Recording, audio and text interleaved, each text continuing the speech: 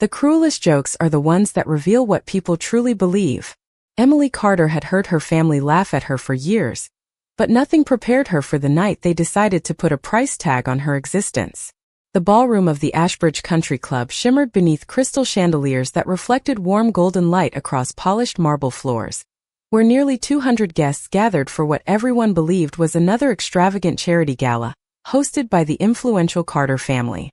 Waiters floated between tables carrying silver trays filled with sparkling cider and delicate hors d'oeuvres, while a jazz quartet played softly in the background. Emily stood near the back of the room in a simple navy dress she had borrowed from a coworker because her own mother insisted she was not worth buying something new.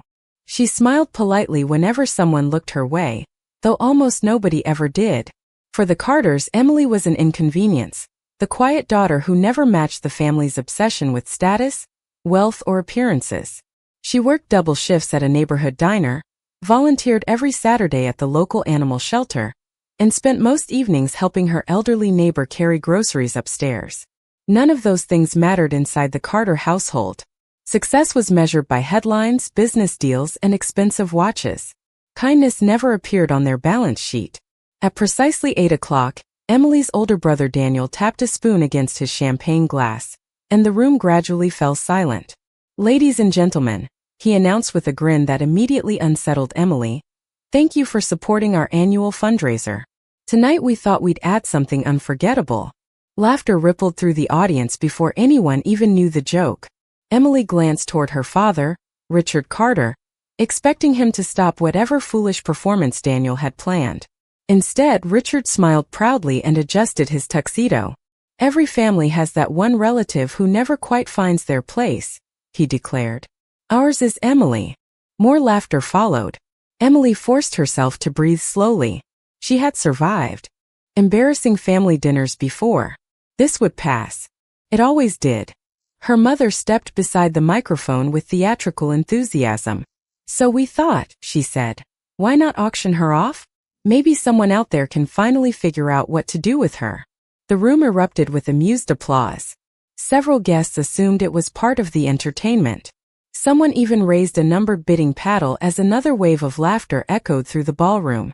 Emily searched the faces surrounding her, hoping to find one person who looked uncomfortable, one person willing to say the joke had gone too far.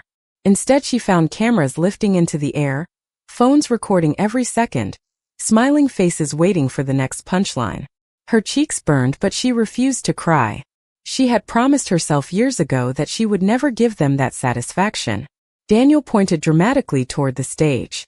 "Come on, Emily. Stand where everyone can see the merchandise." Her feet remained frozen. For one endless heartbeat, the music stopped, conversations disappeared, and all she could hear was her own pulse. Then from the far corner of the ballroom, a calm masculine voice broke the silence. "I'll take her." Every head turned at once. Seated alone at a table no one remembered seeing earlier was a tall man dressed in a perfectly tailored black suit. He had not touched the food in front of him. His expression remained unreadable, his posture effortless, his pale face almost luminous beneath the chandelier's glow. He didn't smile. He didn't laugh. He simply reached into the inside pocket of his jacket, placed a black envelope onto the table without the slightest hesitation, and looked directly at Emily with eyes so steady that, for the first time that evening, she no longer felt invisible. Nobody moved. The laughter that had filled the ballroom only seconds earlier faded into a silence so complete that even the musicians lowered their instruments. Emily kept her eyes fixed on the stranger, wondering if this was simply another cruel joke arranged by her family. The man remained perfectly still, one gloved hand resting lightly beside the black envelope on the table as though he possessed all the time in the world. Richard Carter forced an awkward laugh and spread his arms toward the audience. "Well, it seems our little performance has attracted a volunteer." Several guests chuckled nervously, unsure whether they should continue playing along. Daniel walked toward the mysterious guest with exaggerated confidence. "Sir, you understand this is only for entertainment, right?" The stranger slowly lifted his gaze to Daniel. "I never make offers for entertainment." His voice was calm, refined, and strangely timeless. Every word carried quiet authority without ever becoming loud. Daniel hesitated before forcing another smile. Then perhaps you misunderstood. I understood perfectly. The stranger gently pushed the black envelope across the table. Open it. Richard accepted the envelope with an amused grin, clearly expecting fake money or a novelty certificate prepared by one of Daniel's friends. Instead, his smile disappeared the instant he unfolded the documents inside. His hands visibly trembled. Emily had never seen her father speechless. Her mother hurried beside him and glanced at the papers. The color drained from her face. They exchanged confused looks before reading the first page again, almost as if they believed their eyes had betrayed them. Guests leaned forward, whispering among themselves. What is it? Someone asked from across the ballroom. Richard cleared his throat twice before speaking. This is a certified purchase agreement backed by Ashford International Holdings. Murmurs swept through the room. Even Emily recognized the company. It was one of the largest private investment groups in the world, famous for quietly acquiring corporations that had seemed impossible to buy. Her brother frowned. That cannot be real. The stranger answered without emotion. Call the number on the final page. Daniel quickly pulled out his phone, almost eager to expose the fraud. Less than 20 seconds later, his confident expression collapsed. They answered, he whispered. They confirmed everything. A wave of uneasy silence settled over the ballroom once again. Emily looked from face to face, struggling to understand how a ridiculous family prank had transformed into something frighteningly real. The stranger finally stood.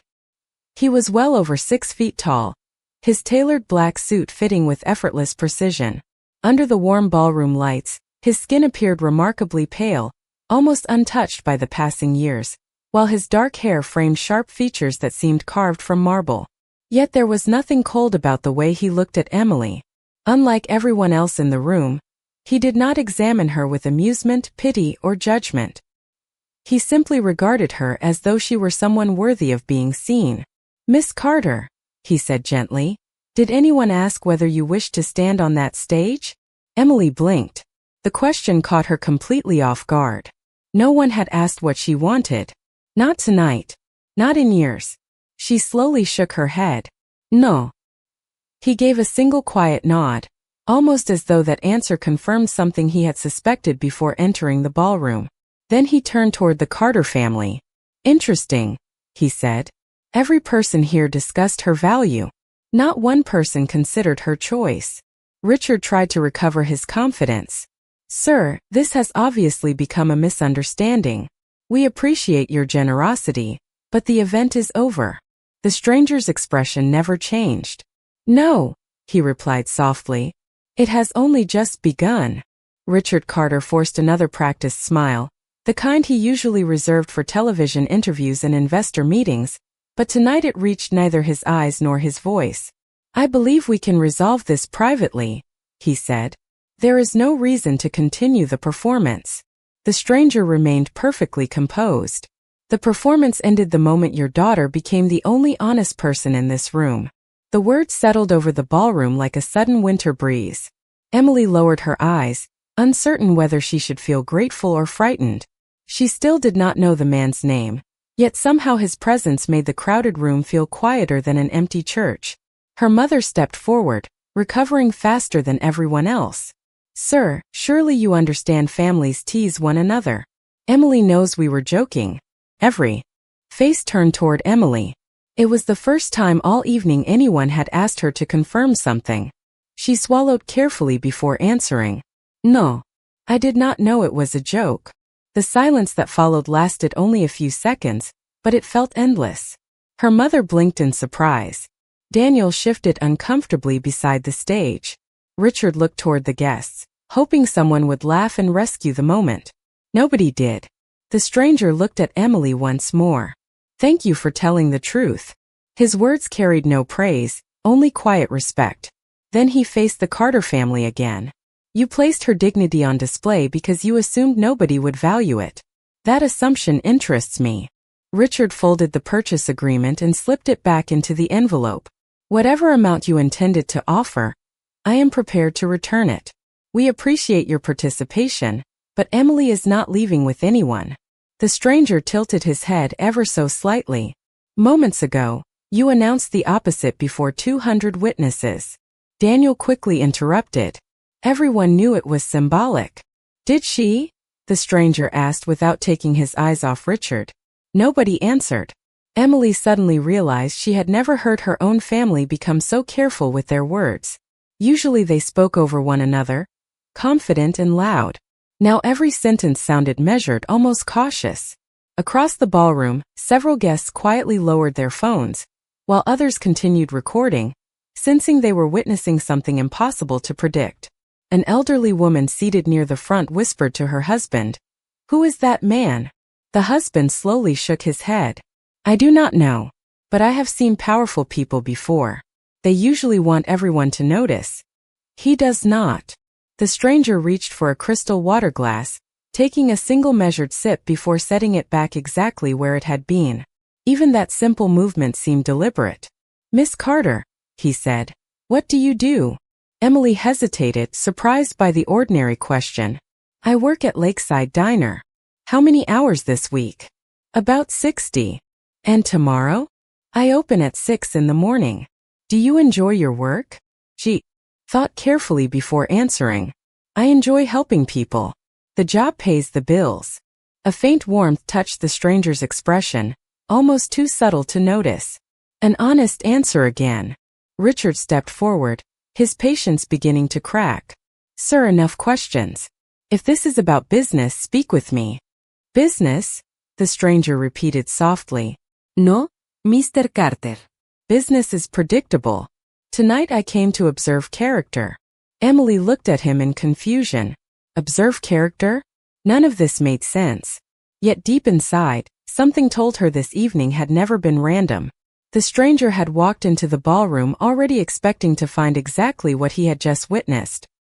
He slowly picked up the black envelope once more and held it lightly between his fingers. "I have seen enough," he said. "Now it is time for everyone else to learn who has truly been on trial tonight." Emily could not explain why the stranger's final sentence sent a chill through the ballroom. It was not the words themselves. It was the certainty behind them, the quiet confidence of someone who had never needed to raise his voice to be heard. Around the room, guests exchanged uncertain glances, sensing that the evening had drifted far beyond an awkward family joke. Richard Carter straightened his shoulders and attempted to reclaim control. "I believe this discussion has gone on long enough." He gestured toward the stage with a polished smile. "Ladies and gentlemen, thank you for supporting our charity. Please enjoy the rest of your evening." No one moved. Forks remained untouched. Conversations never resumed. Even the musicians sat perfectly still, watching the stranger with growing curiosity. Emily noticed something unusual. Every member of the hotel staff seemed strangely attentive. Servers paused near the walls. Security personnel quietly stepped aside instead of approaching.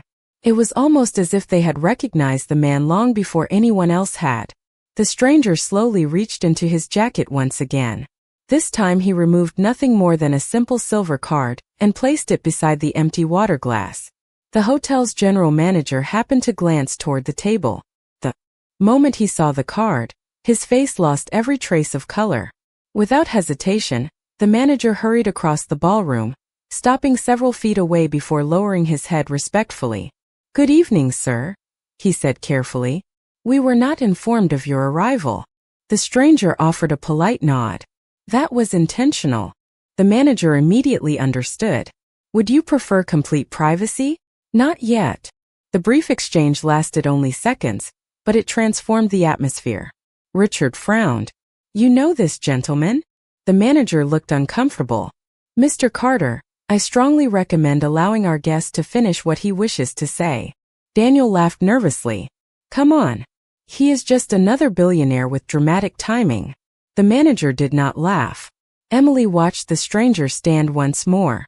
His movements remained smooth, almost impossibly graceful, never hurried, never uncertain. He looked toward the enormous windows overlooking the city skyline where the last light of sunset had disappeared, leaving only reflections of crystal chandeliers against the dark glass.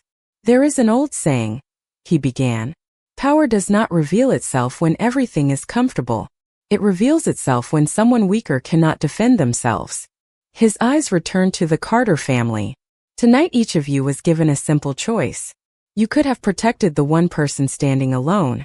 Instead, you invited strangers to laugh with you. Emily lowered her gaze.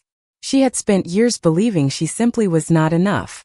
Hearing someone describe what had happened with such painful clarity made her realize how deeply she had accepted treatment no one deserved. Richard folded his arms. You speak as though you know my family. No, the stranger replied softly. I know patterns. They repeat more often than people imagine. He turned toward Emily. Miss Carter, answer one question honestly. If you were free to leave tonight and never return to that house, would you miss the building? Or only the hope that one day it might finally feel like home?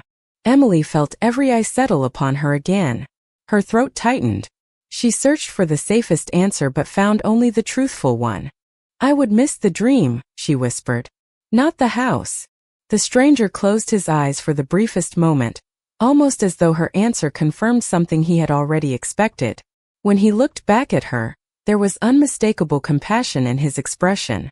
Then, for the first time that evening, the lights near the ballroom entrance dimmed as the massive front doors opened. A line of men and women dressed in perfectly tailored black attire entered in complete silence. They did not look toward the guests. They did not acknowledge the Carter family. Every one of them walked directly toward the stranger before stopping several feet away, and bowing their heads with absolute respect. The entire ballroom froze. Whatever everyone had believed about the mysterious guest until that moment was suddenly far too small. No one dared to speak as the line of black-clad attendants remained perfectly still, their heads respectfully lowered before the mysterious stranger. The silence became almost tangible, broken only by the quiet hum of the ballroom lights and the distant sound of traffic beyond the towering windows. Emily watched the scene unfold with growing disbelief. She had never seen powerful people bow to anyone.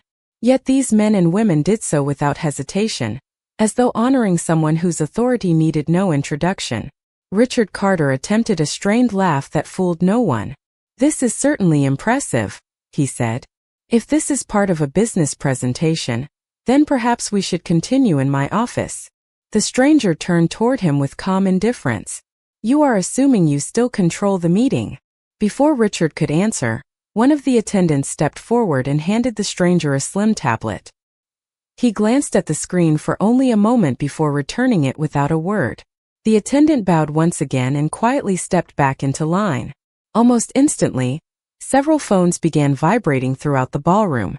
Business executives reached into their jacket pockets. Investors checked their screens. Confused whispers spread from table to table. One man suddenly stood up. This cannot be right, he muttered. Another woman looked at her phone twice before shaking her head in disbelief. Trading has been suspended. Across the room another guest whispered. Ashford International just announced a full acquisition of Carter Financial Holdings. Richard froze. That is impossible. Daniel hurriedly unlocked his own phone, refreshing the financial news again and again. Every update showed the same headline. Carter Financial Holdings had officially entered emergency acquisition proceedings under Ashford International Holdings after several major creditors unexpectedly transferred their positions only minutes earlier. Emily stared at the glowing screens surrounding her. She barely understood corporate finance, but she understood the expressions on her father's face. For the first time in her life, Richard Carter looked genuinely uncertain. There has to be a mistake, her mother whispered. Someone call our attorneys. Richard immediately dialed his legal advisor. The call lasted less than 30 seconds. When he lowered the phone, his confident posture had completely disappeared. They already know, he said quietly. The paperwork was filed hours ago. Emily looked toward the stranger. He had not touched his phone. He had not issued a command. He simply stood there watching the room with remarkable patience, almost as though every event unfolding had been expected long before anyone entered the ballroom. Finally Richard faced him directly. You planned this? No, the stranger answered. Your choices planned this. I merely arrived on schedule. Confusion spread across the audience. Richard took a slow breath, trying to regain control. If this is about business, then we can negotiate. We have valuable assets. I am aware. We can discuss partnerships. I have no interest in partnerships built upon humiliation. Richard hesitated before trying a different approach. Surely this does not involve Emily. The stranger's eyes settled briefly upon her before returning to Richard. Everything tonight involved Emily. You simply failed to notice. Emily felt her heart beating faster. She had spent years believing she disappeared whenever she entered a room. Yet somehow this stranger had noticed. Everything her own family never had. Around the ballroom, guests who had laughed only minutes earlier now avoided looking in Emily's direction. Several quietly lowered their eyes, embarrassed by their own participation. The stranger took one measured step forward. Money can rebuild companies, he said softly. It cannot restore the dignity people willingly surrendered. He paused, allowing the words to settle over the silent crowd. That lesson is considerably more expensive. As if responding to an invisible signal, the ballroom doors opened once again. This time a distinguished silver-haired gentleman entered carrying an elegant black case, embossed with an ancient crest unlike any corporate logo Emily had ever seen. He walked directly toward the stranger, stopped, and respectfully bowed before presenting the case with both hands. When the stranger placed his hand upon the polished lid, every attendant lowered their heads even farther. Emily did not know what was inside the case, but something deep within her whispered that the evening was about to cross a line from extraordinary into something no ordinary explanation could ever satisfy. The silver-haired gentleman slowly opened the black case with both hands. Inside rested a single signet ring crafted from dark metal that reflected almost no light. At its center was an intricate crest unlike anything Emily had ever seen, a crown surrounded by twisting branches that seemed ancient beyond imagination. The ballroom remained perfectly silent as the stranger lifted the ring with effortless care. He did not put it on. Instead, he held it where everyone could see. The hotel general manager immediately lowered himself to one knee. His example spread like a ripple across the room. Every member of the hotel staff followed without hesitation. The attendants in black remained motionless with their heads bowed. Emily looked around in complete disbelief. She had attended business galas before while serving tables, but she had never witnessed successful executives, wealthy donors, and respected community leaders suddenly fall silent before a single person. Richard Carter's voice trembled. Who are you? The stranger finally answered. My name is Lucian Ashford. The name alone caused several guests to gasp. Emily recognized it immediately from financial magazines displayed near the checkout counter at the diner. Lucian Ashford was rarely photographed, almost never interviewed, and surrounded by countless rumors. Some people claimed he controlled investment firms across several continents. Others insisted he quietly influenced governments, charities, universities, and medical foundations without ever seeking recognition.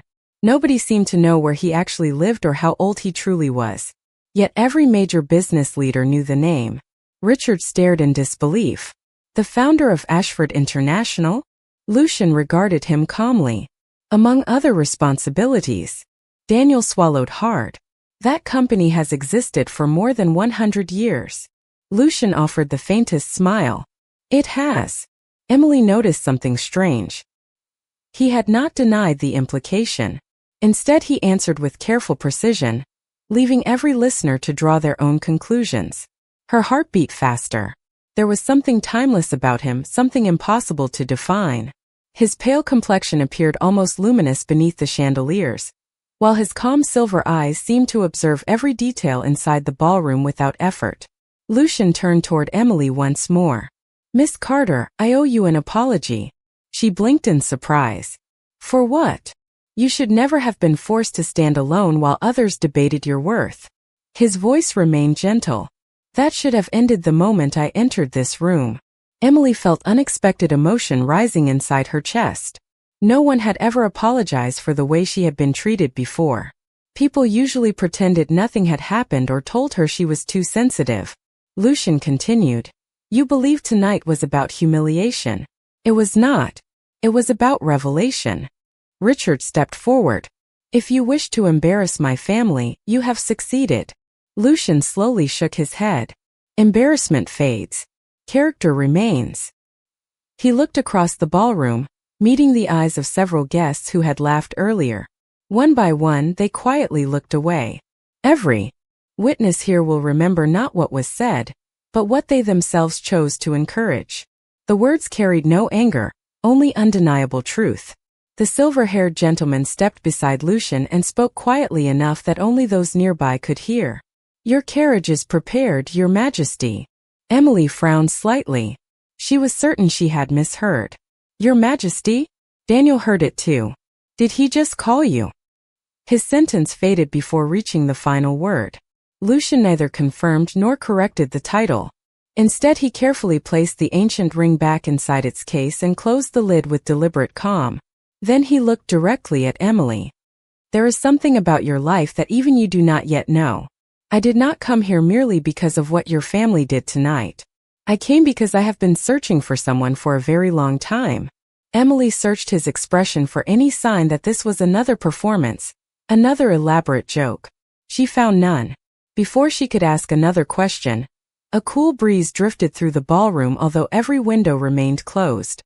The chandeliers flickered softly for only a heartbeat, and several attendants instinctively placed one hand over their hearts. Lucian quietly lifted his eyes toward the darkened windows as though sensing an unseen presence beyond the glass. His calm expression changed almost imperceptibly. For the first time that evening, he looked concerned. Emily followed Lucian's gaze toward the towering windows, but all she could see was the reflection of frightened guests staring back at themselves. Whatever had unsettled him was invisible to everyone else.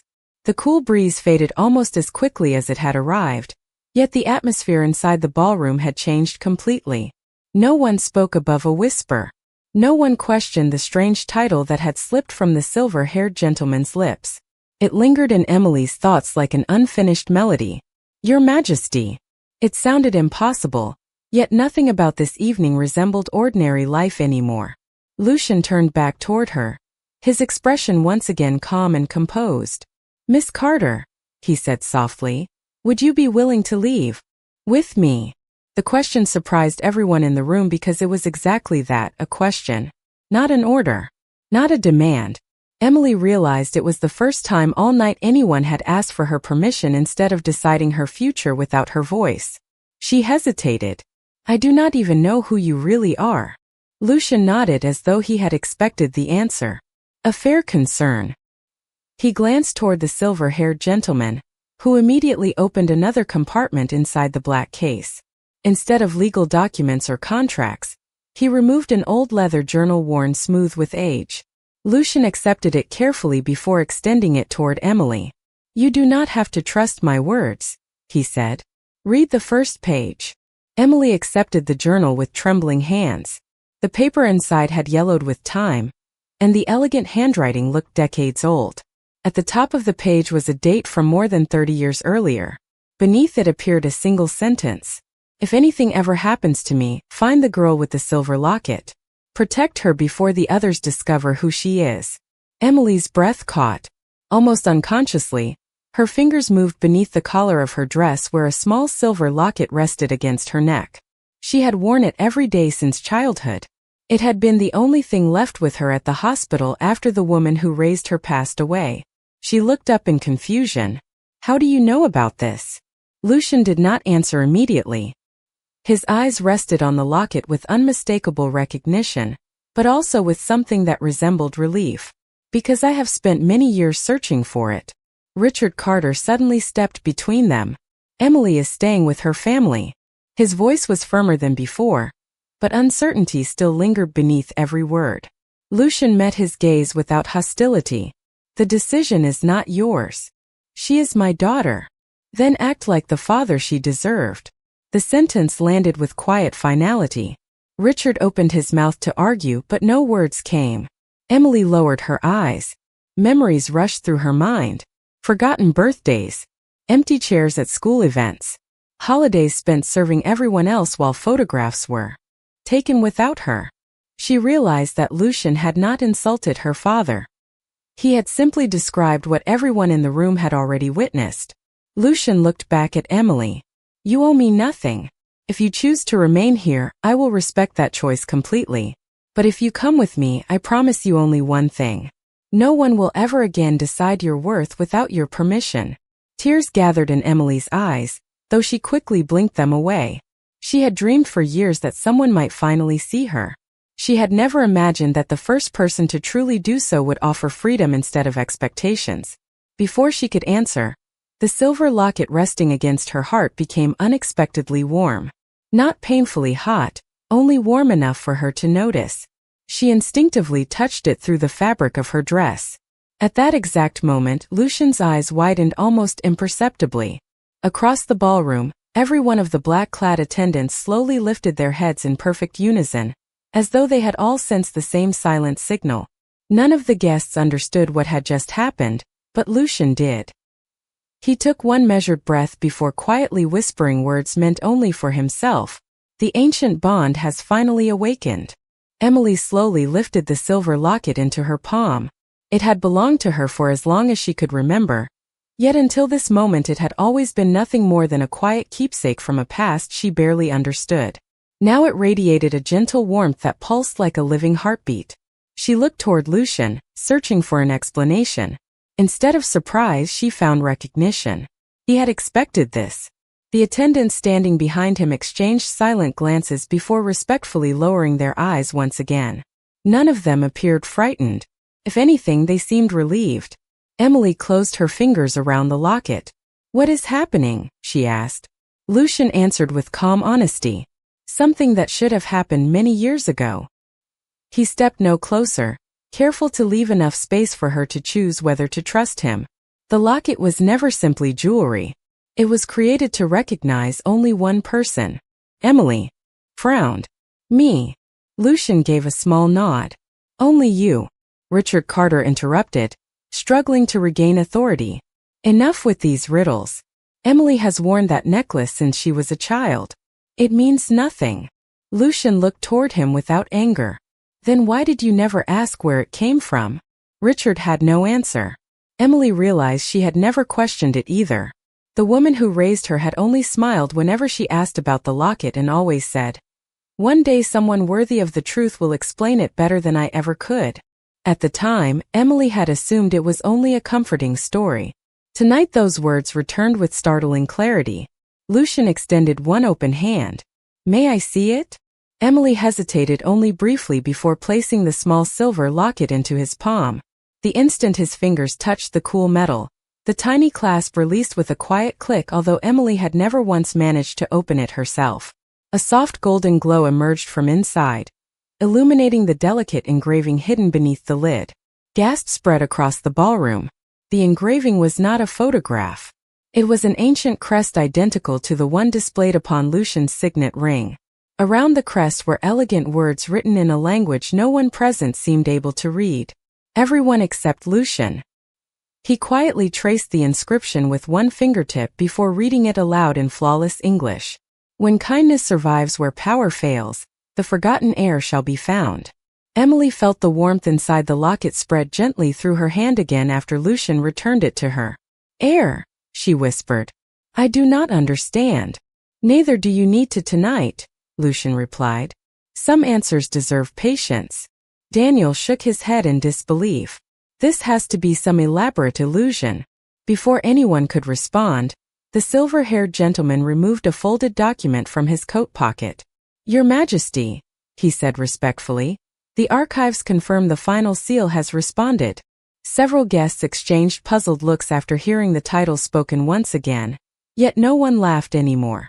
Emily looked directly at Lucian. "They keep calling you that." Lucian met her eyes for a long moment before answering. "Because that is the title I have carried for centuries."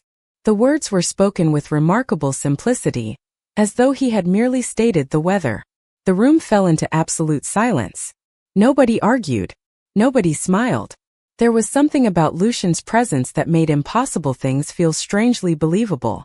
Emily searched his face, expecting arrogance, but found only quiet responsibility. Before she could ask another question, every light in the ballroom flickered once more. Outside the towering windows, the night sky seemed darker than before, and for just an instant Emily caught the faint reflection of towering stone gates that were not actually standing beyond the hotel. She blinked and the vision disappeared. Lucian's expression became thoughtful. "The path has opened," he murmured. which means they know you have been found. The ballroom remained frozen as though time itself had decided to pause. Emily held the silver locket against her heart, unable to explain why it no longer felt like an object she carried but like a promise that had finally awakened. Around her, the guests who had arrived expecting an evening of celebration now stood in complete silence, each trying to make sense of events that no ordinary explanation could satisfy. Lucian looked toward the dark windows one final time before returning his attention to Emily. "We cannot remain here much longer," he said quietly. The moment the ancient seal awakened, every guardian connected to it felt the change. Emily searched his face. "Are they coming here?" Lucian answered with calm certainty. "Some will come to protect you. Others will come because they fear what your existence may mean. That is why you must choose freely before anyone else attempts to choose for you." Emily lowered her eyes. Only a few hours earlier she had believed tomorrow would begin with another early shift at the diner, another ordinary day serving coffee and pancakes while trying not to think about the family that barely noticed she existed. Now everything she believed about her past had begun to unravel. She looked toward Richard and her mother. Neither of them spoke. Neither stepped forward to ask whether she was frightened or whether she needed comfort. They simply watched, still trying to understand how quickly power had slipped beyond their reach. Emily realized something that filled her with both sadness and unexpected peace. She had spent years waiting for her family to become the people she hoped they could be. Tonight she finally accepted that hope alone could not change another person's heart. She took a slow breath and turned back toward Lucian. "If I leave with you," she asked softly, "what happens next?" Lucian smiled with quiet kindness. "You will receive the one thing every person deserves before they discover who they are." Emily tilted her head slightly. "And what is that?" "A place where you are welcomed instead of tolerated." The words settled gently into her heart. For the first time in many years, the future did not feel frightening. It felt unknown, and somehow that was better. She slowly nodded. "Then I will go." No applause followed. No dramatic celebration filled the room. Lucian simply inclined his head with genuine respect, honoring her decision as though it were the most important agreement ever made. He extended his hand, not to lead her, but to invite her. Emily accepted it. The warmth that spread through the silver locket instantly faded, replaced by a quiet sense of peace. As they walked toward the grand entrance, every attendant stepped aside to clear the path. The hotel staff respectfully lowered their heads. Several guests who had laughed earlier silently looked away, unable to meet Emily's eyes. She felt no desire for revenge. She only felt lighter with every step. Outside, a long black limousine waited beneath the glow of the city lights. Before Emily entered, she glanced back one final time at the ballroom where she had spent the most painful evening of her life. Strangely, it no longer felt like the place where she had lost everything. It felt like the place where she had finally stopped believing the lies others had told about her worth. As the vehicle quietly disappeared into the night, far beyond the city skyline, inside an ancient stone hall hidden from ordinary eyes, an elderly figure stood. Before a towering portrait covered by a velvet curtain, the old guardian slowly pulled the fabric aside, revealing the painting beneath. It showed a young woman wearing the same silver locket Emily carried, her gentle smile unchanged despite the centuries that had passed. The guardian closed his eyes and whispered with profound relief, "After all these years, the lost heir has finally come home." And somewhere beside him, unseen flames lining the vast hall brightened one by one, as though an ancient kingdom itself had awakened to welcome the return of someone it had never forgotten. Even the coldest kings bow before genuine kindness, because true worth is never decided by those who mock it, but by the courage to recognize it when the world cannot.